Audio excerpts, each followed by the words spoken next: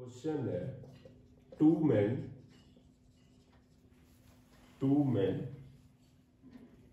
with weight in the ratio 5:3 with weight in the ratio 5:3 run up a staircase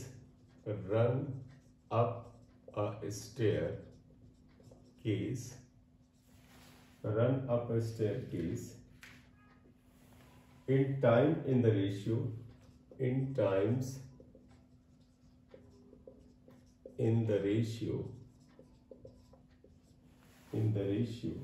11:9.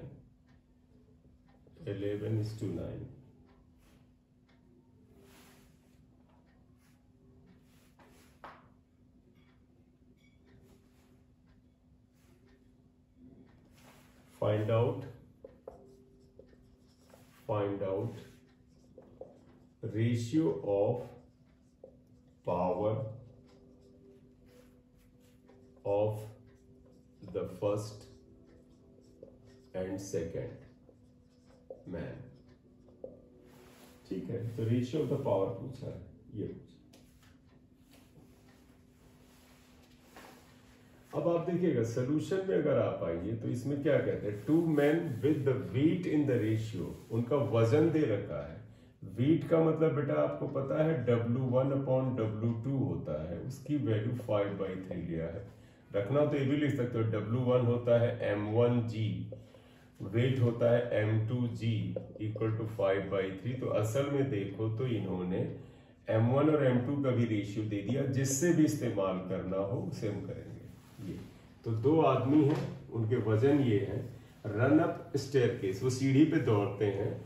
In times in the ratio, यानी उनको जो time लगता है उन staircase पे चलने पर, उसका रेशियो क्या दिया है। एंड देखो बेटा टाइम का रेशियो तो 11:9 दिया है, 11:9। Find the ratio of their power, power का रेशियो पूछना चाहते हैं। अब बताओ बेटा पावर है।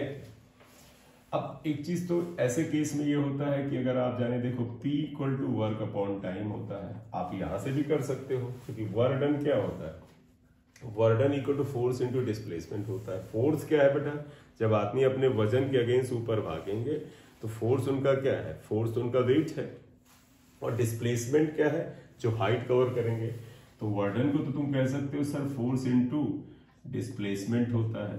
फोर्स क्या होता है mg, और डिस्प्लेसमेंट क्योंकि सीढ़ी पे चढ़ोगे तो ऊपर जाते हो, तो डिस्प्लेसमेंट में पता है, वैसे भी हम s की बजाय h ले सकते हैं। क्यों, क्योंकि आप ध्यान रखिएगा कंजर्वेटिव फोर्स में तुम्हें याद होगा you are working against your weight, तो ऑब्वियस सी बात है वर्क डन में वेट के अगेंस्ट वाली हाइट यानी हाइट h लिया जाएगा, तो ये h आएगा। तो ये आया। तो अगर आप इसके हिसाब से चले, g कांस्टेंट है, हाइट कांस्टेंट ही मानो, क्योंकि सेम सीढ़ियां चढ़ते हैं। अगर पहला 10 चढ़ा तो दूसरा भी 10 ही चढ़ेगा, और क्योंकि टाइम में दिया गया है तो P is proportional to M/T आ रहा है। M और T का रेशियो आता है। अब आप यहां से लगा लो, तो अगर आप इसका फार्मूला बना लो तो देखो क्या आएगा, P1/P2, यानी पहले की पावर दूसरी की पावर। इसे देखो P और M में सीधा रिश्ता है, यानी M1/M2 आएगा। देखो P और M में डायरेक्ट रिश्ता, तो ऊपर P1 तो M1, तो P2 तो M2, लेकिन टाइम और P में उल्टा रिश्ता है, तो ये फिर T2/T1 हो जाएगा। तो अब आप निकाल लो P1/P2, M1/M2 5/3 है, T1/T2 11/9 है, तो T2/T2 9/11 15/11 आएगा। तो आंसर जो हुआ कि P1 और P2 का रेशियो जो आता है वो 15/11, ये आंसर आएगा। तो ratio of their powers is 15:11 आता है। देखो लिखा है क्वेश्चन, एक अच्छा और इंपॉर्टेंट क्वेश्चन है। लिखते हैं a dam is situated, a dam एक बड़ा बांध है, is situated at a height of 550 metre, at a height of 550 meter above the sea level and above the sea level and above the sea level, and supplies water to a powerhouse, and supplies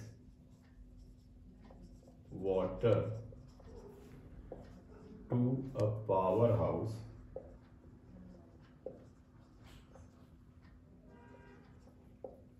which is at height of 50 meter, height of 50 meter above the sea level, above the sea level. ये 2000 kg of water passes through 2000 kg of water passes through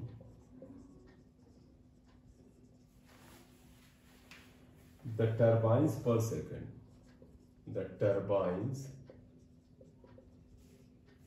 per second supply होता है. The maximum electrical power output, the maximum electrical power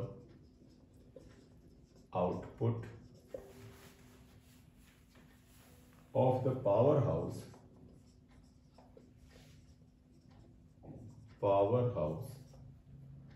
if the whole system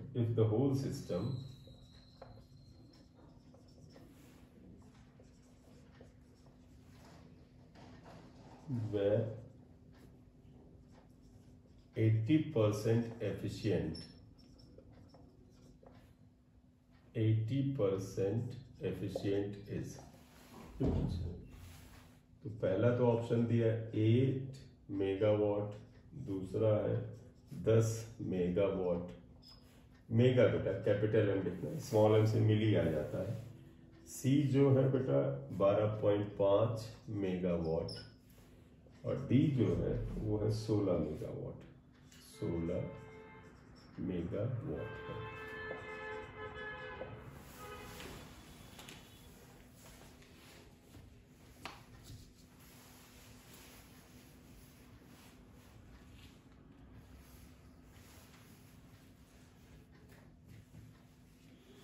बेटा question जरा समझो. इसमें question ये क्या है, ये कहते हैं कि ये क्या लैंग्वेज ही खतरनाक है कि क्वेश्चन भी खतरनाक है. देखो कहते हैं dam is situated at a height of इतने metre above the sea level. Sea level से 550 मीटर की ऊंचाई पर डैम है. तो बांध है बेटा 550 मीटर की ऊंचाई पर.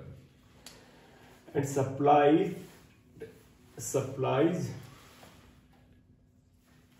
water to the powerhouse which is at a height of 50 meter above the sea level. एक पावर हाउस जरा सा कम लेवल पे है. देखो डैम ऊंचाई पे था, पावर हाउस 50 पे, डैम 550 पे. ठीक है, उसको सप्लाई करता है water. 2000 kg of water passes through the turbine per second. मतलब तुम्हें पता होगा कि हाइड्रो पावर में क्या होता है, टर्बाइंस होती हैं, पाइप होगा, उससे पानी आता है बड़ी तेजी से. अब तुम इमेजिन करो 550 मीटर की ऊंचाई से अगर पानी नीचे आएगा तो उसके पास बड़ी गति होगी बहुत. क्यों? क्योंकि जब पानी या कोई चीज ऊपर से नीचे आता है तो उसकी पोटेंशियल एनर्जी घटती है. बेटा ऊपर जाने पे पोटेंशियल एनर्जी बढ़ती, नीचे आने पे घटती है. तो जब वाटर 550 मीटर से 500 मीटर पर आएगा तो पोटेंशियल एनर्जी में क्या होगा, लॉस होगा. और किस फॉर्म में कन्वर्ट होगा, काइनेटिक एनर्जी. और इसलिए वो टरबाइन को घुमाता है तेजी से. टरबाइन के घूमने से क्या होता है, इलेक्ट्रोमैग्नेट्स की वजह से, इलेक्ट्रोमैग्नेटिक इंडक्शन से बिजली पैदा होती है. ठीक है, तो देखो कहते हैं कि turbines 2000 kg of water passes through the turbines पर सेकेंड.